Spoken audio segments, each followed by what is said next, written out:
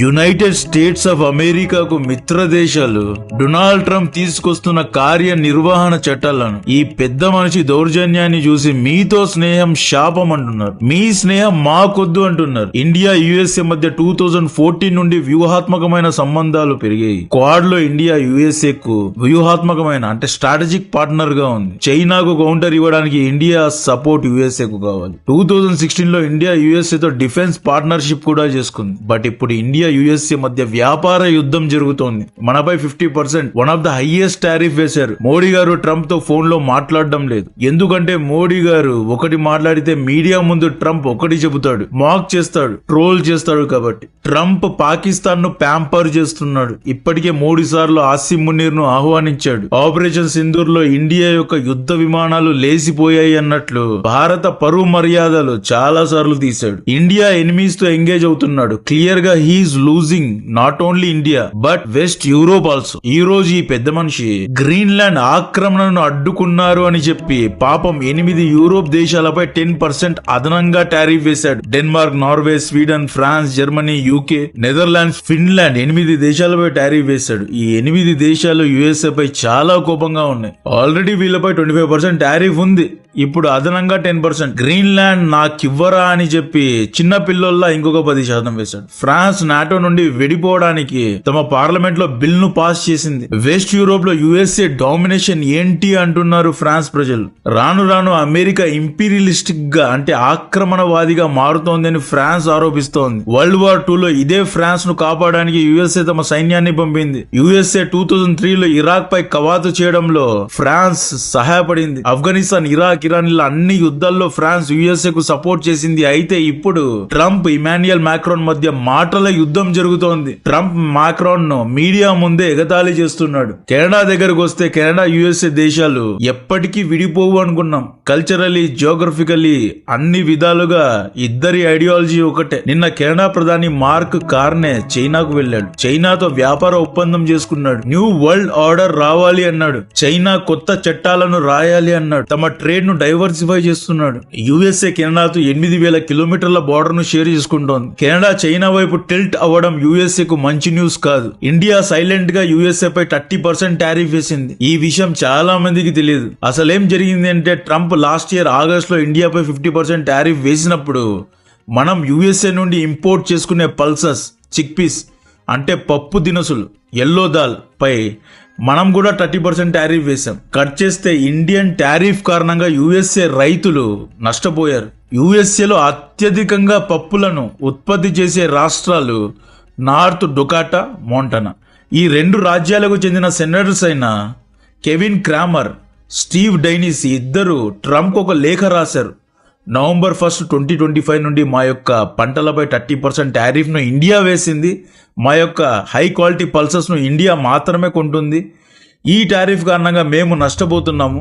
ఇండియాకు టారిఫ్ ను తగ్గించమని కోరండి అని ట్రంప్ ను అడుగుతున్నారు. ఫ్యూచర్ లో చేసుకోబోయే ఇండియా యుఎస్ఏ ట్రేడ్ డీల్ లో ఈ పాయింట్ ను జత చేయాలి అంటున్నారు. డొనాల్డ్ ట్రంప్ టారిఫ్ వల్ల సెల్ఫ్ గోల్ వేసుకుంటున్నాడు. దీనివల్ల యుఎస్ఏ రైతులు నష్టపోతున్నారు. ట్రంప్ వేసిన 50% టారిఫ్ ను కవరప్ చేయడానికి ఇండియా ఇప్పటికే యూకే, మారిషస్, యుఏఈతో ఫ్రీ ట్రేడ్ అగ్రిమెంట్స్ చేసుకుంది. జనవరి 27 రోజు యూరోపియన్ యూనియన్ లో ఉన్న 27 దేశాలతో FTA అగ్రిమెంట్ చేయనున్నాం. This is mother of all deals. Free trade agreement వల్ల ఏమవుతుంది అంటే ఇండియా యొక్క వస్తువులు యూరోపియన్ యూనియన్ దేశాల్లో చీప్ అవుతాయి. 1000 రూపాయల షర్ట్ జర్మనీకి ఎక్స్పోర్ట్ చేస్తే ఈ షర్ట్ పై జర్మనీ ప్రభుత్వం సుంకం అంటే టారిఫ్ వేయదు. ఇదే క్వాలిటీ ఉన్న షర్ట్ వియట్నాం ఎక్స్పోర్ట్ చేస్తే సుంకం పడి 1300 అవుతుంది. మార్కెట్ లో ఇండియా తయారు చేసిన షర్ట్ 1000కే దొరుకుతుంది. కాబట్టి అందరూ ఇండియన్ గూడ్స్ నే కొంటారు. వైస్ వర్సా ఫ్రీ ట్రేడ్ వల్ల యూరోప్ వస్తువులు ఇండియాలో చీప్ అవుతాయి. ఇండియన్ గవర్నమెంట్ టారిఫ్ వేయదు. సో వైస్ వర్సా అన్నమాట. వెస్టర్న్ వస్తువులు ఇండియాలో చీప్ అవుతాయి.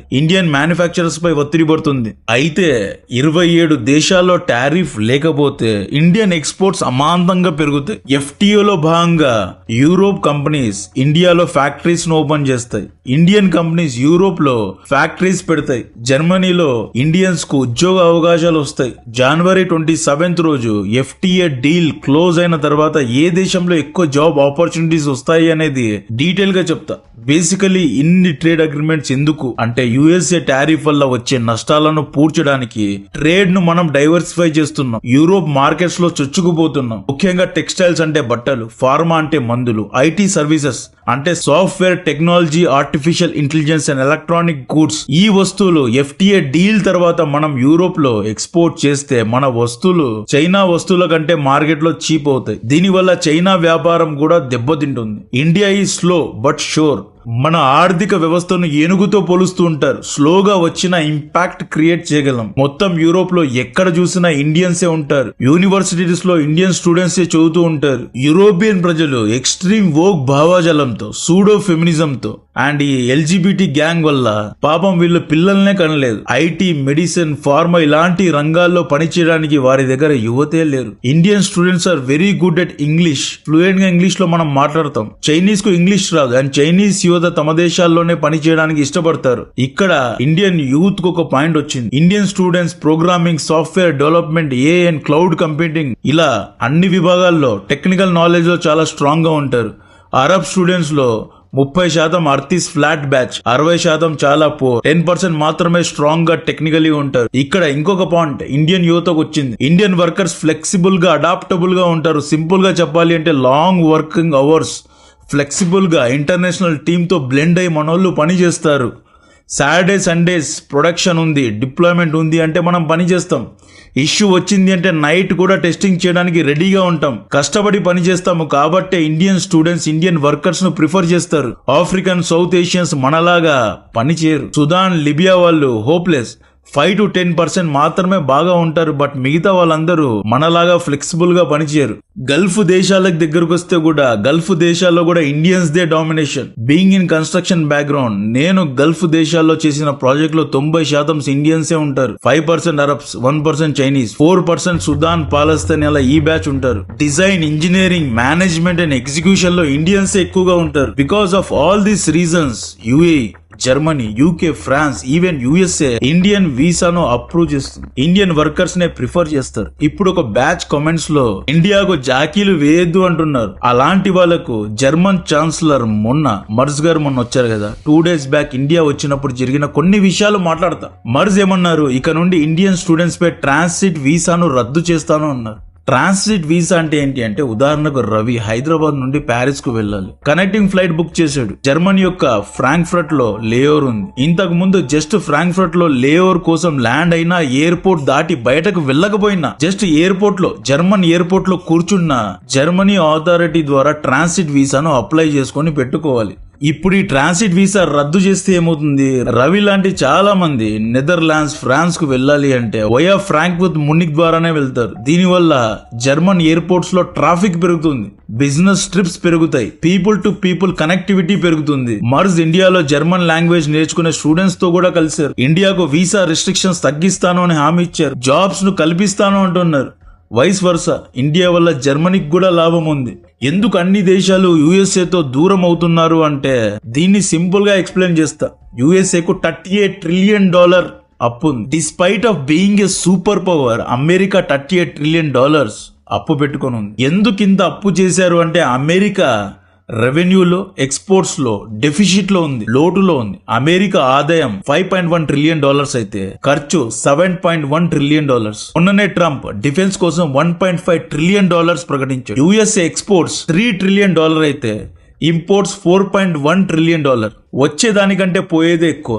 యుఎస్ఏ లోపల ఇన్ని బొక్కలున్నాయా అంటే ఎస్ ఉన్నాయి. Despite of selling oil in dollars, ప్రపంచ వ్యాపారం డాలర్స్ తోనే జరుగుతుంది. డాలర్ విలువ ఆకాశానికి తాకినా కూడా యుఎస్ఏ ఆదాయం అండ్ వ్యాపారం విషయంలో లోటులో ఉంది. With all due respect to USA is an deficit country. ఇంత అప్పును యుఎస్ఏ ఎలా తీసుకుంది అంటే, యుఎస్ఏ ఏం చేస్తుంది, టీ బాండ్స్ ను ఇష్యూ చేస్తుంది. ఈ బాండ్స్ ను జపాన్, చైనా, ఇండియా, యూరోప్ వంటి దేశాలకు అమ్ముతుంది. ఇక్కడ టీ బాండ్స్ అంటే అప్పు తీసుకోవడం. చైనా దగ్గర 10 years కోసం $1 trillion అప్పు తీసుకుంటారు, లోన్ తీసుకుంటారు. నెల 4% ఇంట్రెస్ట్ అమెరికా చైనాకి ఇస్తుంది. జపాన్ దగ్గర $1.2 trillion అప్పు తీసుకున్నారు. చైనా, జపాన్ దేశాలు ఎందుకు అమెరికా దగ్గర టీ బాండ్స్ తీసుకుంటున్నాయి అంటే, it's an investment. $1 trillion China bank లో పెడితే ఇంట్రెస్ట్ రాదు. యుఎస్ఏ కు ఇస్తే 4% ఇంట్రెస్ట్ వస్తుంది. 10 years తర్వాత $1 trillion వెనక్కి ఇస్తున్నారు. ఇలా టీ బాండ్స్, టీ నోట్స్ ను అమ్మి అయ్యగారులు $38 trillion, పాక్ జీడిపి కంటే 10,000 రెట్లు ఎక్కువ ఎక్కువ అప్పు చేశారు. చైనా, జపాన్, ఇండియా వంటి దేశాలు USA లో ఏముందని USA దగ్గర బాండ్స్ తీసుకున్నారు అంటే USA అనేది ఒక స్ట్రాంగ్ దేశం, స్ట్రాంగ్ ఎకానమీ. USA ఎప్పుడు డిఫాల్ట్ అవ్వదు, నెలలా ఖచ్చితంగా 4% ఇంట్రెస్ట్ ఇస్తారు. USA చాలా స్టెబుల్ గా ఉంటుంది అని చెప్పే మనం USA బాండ్స్ తీసుకున్నాం. మంది డబ్బుతో యుద్ధాలు చేస్తోంది USA. ఈవెన్ USA ప్రజల దగ్గర, senior citizens, insurance companies, fintech companies దగ్గర కూడా వీళ్ళు అప్పులు తీసుకున్నారు. ట్రంప్ ప్రెసిడెంట్ అయిన వెంటనే గోల్డ్మాన్ సాచ్ వంటి ఫినాన్షియల్ ఎక్స్పర్ట్స్ USA అప్పులను తగ్గించుకోవాలి, లేదు అంటే ఇన్వెస్టర్స్ యొక్క కాన్ఫిడెన్స్ తగ్గుతుంది అన్నట్లు మాట్లాడారు. ఈ అప్పును తగ్గించకపోతే చైనా సూపర్ పవర్ అవుతుంది అన్నట్లు మాట్లాడారు. ఈ $38 ట్రిలియన్ డెట్ ను తగ్గించడానికి ట్రంప్ ఎక్స్పోర్ట్స్ ను పెంచి ఇంపోర్ట్స్ ను తగ్గించాలి అని చూశాడు. యూరోప్, ఇండియా వంటి దేశాలు అమెరికా వస్తువులపై ఎక్కువగా టారిఫ్ వేస్తున్నారు. దీనివల్ల ఇండియన్, యూరోపియన్ మార్కెట్ లో అమెరికన్ వస్తువులు చాలా కాస్ట్లీగా ఉన్నాయి అని చెప్పే టారిఫ్ అంటూ టారిఫ్ గేమ్ ఆడాడు. USA లో ఆదాయ లోటును తగ్గించడానికి గ్రీన్ ఎనర్జీ వద్దు, ఎలక్ట్రిక్ బ్యాటరీస్ అంతా వేస్ట్, ఎలక్ట్రిక్ కార్స్ ఏమీ అవసరం లేదు, ఆయిల్ అండ్ గ్యాస్ ను డ్రిల్ చేయండి, ఉత్పత్తి చేయండి, డ్రిల్ బేబీ డ్రిల్ అని చెప్పి డొమెస్టిక్ ఆయిల్ మ్యానుఫ్యాక్చరింగ్ ను ఎంకరేజ్ చేశాడు. ఈ ఎలక్ట్రిక్ బ్యాటరీస్ ను లేకపోతే రేరర్స్ ను అమెరికాలోనే మ్యానుఫ్యాక్చర్ చేయండి, చైనా నుండి ఇంపోర్ట్ చేయొద్దు అనే ఆదేశాలు ఇచ్చాడు. USA యుద్ధ ఆయుధాలు అమ్ముడు పోవడానికి యుక్రెయిన్, ఇరాన్ ఇలా అన్ని చోట్ల యుద్ధాలను రేకెత్తిస్తున్నాడు. ఇండియా, పాకిస్తాన్ ను రెచ్చగొట్టి అమెరికా యొక్క యుద్ధ ఆయుధాలను, ముఖ్యంగా ఫైటర్ జెట్స్ ను అమ్మాలి అని ట్రై చేస్తున్నాడు. వెస్ట్ యూరోప్ దేశాలు తమ జీడిపిలో 5% డిఫెన్స్ కోసం ఖర్చు పెట్టాలి అండ్ ఈ యుద్ధ ఆయుధాలను అమెరికా నుండే కొనాలి అని చెప్పి యూరోప్ పైన కూడా పడ్డాడు. F-35 ఫైటర్ జెట్స్ ను మీరు కొనాల్సిందే అని మోడీ గారిపై ఒత్తిడి వేశారు. ఈ డెఫిషిట్స్ ను కవర్ చేసే ప్రక్రియలో USA అందరితో గొడవలకు దిగుతోంది. ఇంకొక పక్క చైనా $1 ట్రిలియన్ ట్రేడ్ సర్ప్లస్ లో ఉంది. ఇంకొక 5 years లో చైనా జీడిపి USA ను దాటుతుంది. బ్రిక్స్ దేశాలు ఒకవేళ కొత్త కరెన్సీను ప్రకటించి డాలర్ ను డిచ్ చేసి కొత్త కరెన్సీతో వ్యాపారం చేస్తే ఇక ఫ్రీగా డాలర్స్ ను ప్రింట్ చేయడానికి ఉండదని చెప్పి బ్రిక్స్ దేశాలపై వేటు వేస్తున్నారు. రష్యాపై యుద్ధం, ఇరాన్ పై యుద్ధం, ఇండియాపై ట్రేడ్ యుద్ధం, సౌత్ ఆఫ్రికాపై యుద్ధం, బ్రెజిల్ పై యుద్ధం, అన్ని దేశాలపై టారిఫ్లు. ఒకవేళ బ్రిక్స్ కరెన్సీ వచ్చేసి అందరూ వేరు కరెన్సీతో వ్యాపారం చేస్తే డాలర్ డిమాండ్ తగ్గుతుంది, డాలర్ ప్రింటింగ్ తగ్గుతుంది. డాలర్ డిమాండ్ తగ్గితే USA బాండ్స్ యొక్క విలువ తగ్గుతుంది. చైనా, జపాన్ వంటి దేశాలు USA బాండ్స్ ను అమ్మేస్తే, ఓపెన్ మార్కెట్స్ లో అమ్మేస్తే మార్కెట్లో USA బాండ్ సప్లై పెరుగుతుంది. సప్లై పెరిగితే బాండ్ యొక్క విలువ తగ్గుతుంది. ఇన్వెస్టర్స్ ను అట్రాక్ట్ చేయడానికి USA ఎక్కువ ఇంట్రెస్ట్ ఇచ్చి బాండ్స్ ఇష్యూ చేయాలి. గేమ్ మొత్తం మీకు అర్థమవుతోంది అనుకుంటున్నా. USA చైనాపై యాక్చువల్లీ టారిఫ్ వేయాలి, బట్ USA వాడే బ్లేడ్ నుండి B2 బాంబర్స్ కు కావాల్సిన స్టెల్త్ వరకు, USA వాడే బ్యాగ్ నుండి ఎలక్ట్రిక్ కార్స్ కు కావాల్సిన బ్యాటరీ వరకు అన్ని చైనాలోనే ఉత్పత్తి అవుతాయి. చైనా లేదు అంటే USA లేదు. సో చైనాపై టారిఫ్ వేయకుండా ముసలోళ్ళు అవుతున్న వెస్ట్ యూరోప్ దేశాలపై పడ్డాడు. ఇండియాపై ట్రేడ్ వార్ ను ప్రకటించాడు. పాపం ఏజింగ్ పాపులేషన్ తో బాధపడుతున్న వెస్ట్ యూరోప్ దేశాలపై దౌర్జన్యం చేస్తున్నాడు. గ్రీన్లాండ్ నాకు కావాలి అంటాడు. ఇంకొక విషయం ఏంటి అంటే ఆ గ్రీన్లాండ్ ను ఆక్రమిస్తానని ట్రంప్ ప్రకటించిన తర్వాత వెస్ట్ యూరోప్ నుండి కేవలం 50 మంది సైనికులు గ్రీన్లాండ్ ను రక్షించడానికి వెళ్లారండి. వెస్ట్ యూరోప్ దేశాలు కూడా నిజంగా చెప్తున్నా, they have to fix their issues. Army విషయంలో, యాంటీ మిజైల్ డిఫెన్స్ సిస్టమ్ విషయంలో, రక్షణ విషయంలో, ఇలా అన్ని విషయాల్లో వెస్ట్ యూరోప్ దేశాలు తమ యొక్క బొక్కలను ఫిక్స్ చేసుకోవాలి. చాలా అంటే చాలా అధ్వానం. 50 మంది వెళ్లి USA ఆర్మీను ఆపగలరా? ఈ విధంగా వెస్ట్ యూరోప్ దేశాలు కూడా ప్రతిదానికి USA పై ఇన్ని రోజులు ఆధారపడ్డాయి కాబట్టే USA ఇలాంటి ఒక దౌర్జన్యం చేస్తోంది. దీనికి తోడు అమెరికా తమ ఆలీస్ ని ఎవరిని వదలలేదు. కెనడాను 51st రాష్ట్రంగా చేసుకుంటామన్నది.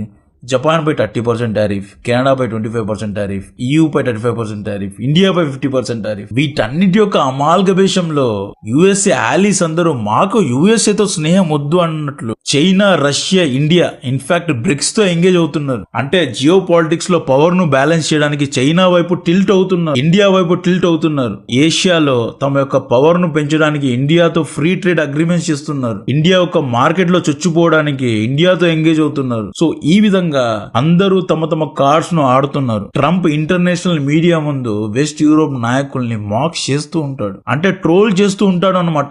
మాక్రాన్ నాకు సారీ చెప్పాడు, జస్టిన్ ట్రూడో నా కాళ్ళ మీద పడ్డాడు, యూరోపియన్ యూనియన్ దేశ నాయకులు కిస్డ్ మై డాష్, ఇలా ఇంటర్నేషనల్ మీడియా ముందు వేరే నాయకుల్ని చాలా చిన్నగా చేసి మాట్లాడతాడు ట్రంప్. ఒక నాయకుడికి డబ్బు కంటే మర్యాద చాలా ముఖ్యం. ఇండియాలో ఉన్న నాయకులకు ఒక్కటే కాదు, ప్రపంచంలో ఎక్కడైనా చూసుకోండి, డబ్బు important, but ego, power, prestige అనేది పరమావధి. వెస్ట్ యూరోప్ నాయకులను డమ్మీస్ లాగా చూడడం వీళ్లకు నచ్చలేదు. ట్రంప్ ఏదో ఒక వారంలో ఫ్రైడే ఆర్ మండే ఏదో ఒక వెస్ట్ యూరోప్ నాయకులను చాలా అంటే చాలా నీచంగా మాట్లాడు ట్రోల్ చేస్తాడు. ఇవన్నీ వాళ్ళకు నచ్చడం లేదు. సో అందుకే వీళ్ళు యుఎస్ఏ యాక్సెస్ నుండి పక్కకు తప్పుకుంటున్నారు. ఈవెన్ నాటో నుండి కూడా విత్డ్రా అవ్వడానికి ట్రై చేస్తుంది. వెస్ట్ యూరోప్ యొక్క ఆర్థిక రక్షణ నీతిని అమెరికా ఎందుకు డిసైడ్ చేయాలి, మా యొక్క నీతిని మేమే రాసుకుంటాము అన్నట్లు వీళ్ళందరూ ఏకమవుతుంది. సో ఈ విధంగా ఎన్నో అప్డేట్స్ ఉన్నాయి. దీని గురించి నా మరిన్ని డీటెయిల్స్ ఇస్తూనే ఉంటా. కాంటెంట్ నచ్చితే వీడియోను లైక్ చేయండి, ఛానల్ సబ్స్క్రైబ్ చేసి అందరికీ షేర్ చేయండి. జై హింద్.